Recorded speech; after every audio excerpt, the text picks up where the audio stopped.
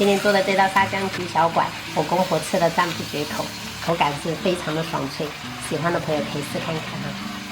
今天去买了5只这个鱿鱼小管，花了50块钱，相当于就是10块钱一只。我们先给它处理一下哈，然后这个皮要给它撕掉。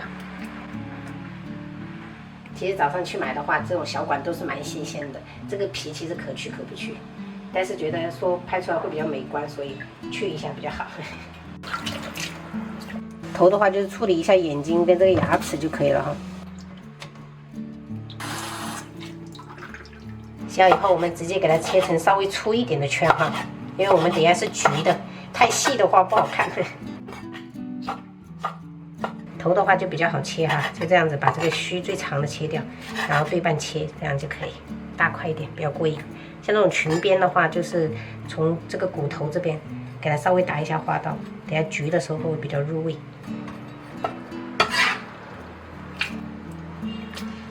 冷水我们准备一点姜，还有葱节，再来一些米酒，先给它大火烧开。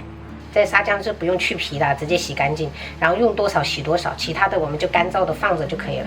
沙姜我一般都会用刀背稍拍一拍，这样给它拍破，它的味道会比较出得来。它的搭档就是这些红葱头啊、大蒜，这些是必不可少的哈。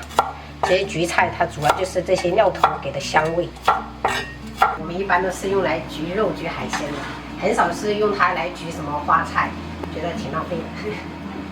再准备这种红色的跟黄色的搭配，这种甜椒是不辣的，主要是为了增色。最后蒸香呢，我就准备了一点芹菜，还有这种香菜，香菜根我是不会去掉的，一般焗菜我都是留着。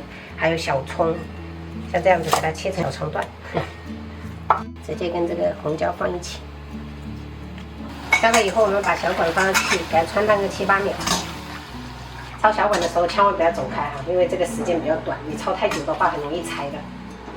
然后立即给它加入到冷水里面，给它降温，用冷水给它冲一冲哈。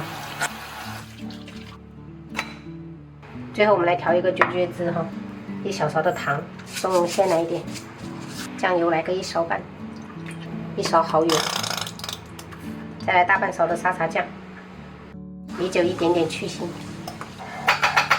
然后给它搅匀，这个啾啾酱收藏起来，真的它很适配所有的海鲜，焗出来都很好吃。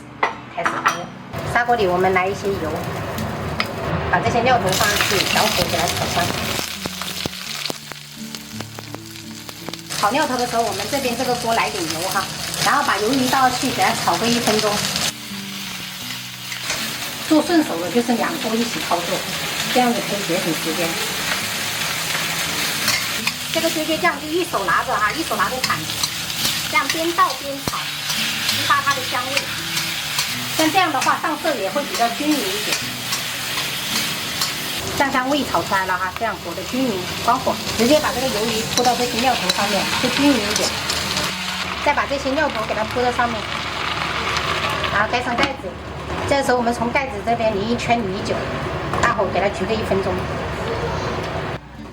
好了，时间到了，朋友们，先不关火哈，先用筷子给它这样子拌一拌，然后把这一些配菜给它的香味介绍出来。搅的过程当中，顺便也给它收汁。这个沙姜味道真的是出来真的太香了，整个厨房都是这个味道。这样焗的小管就是吃起来的口感就是那种很爽脆，很爽脆，可以试做一下。开吃，开饭了，朋友们，哇，这个真的是可以学起来，超级的香。然后这个是青椒烧豆腐。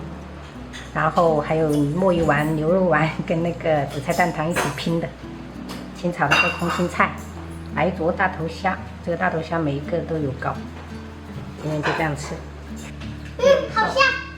在焗的时候那味道真的是要你做哪里？我给肉裹出来了。这沙姜它是哇膏。膏。快点吃哦，宝贝儿，吃完我们要睡觉的哈。今天姐姐值日回来有点晚了，香不香？罗导入，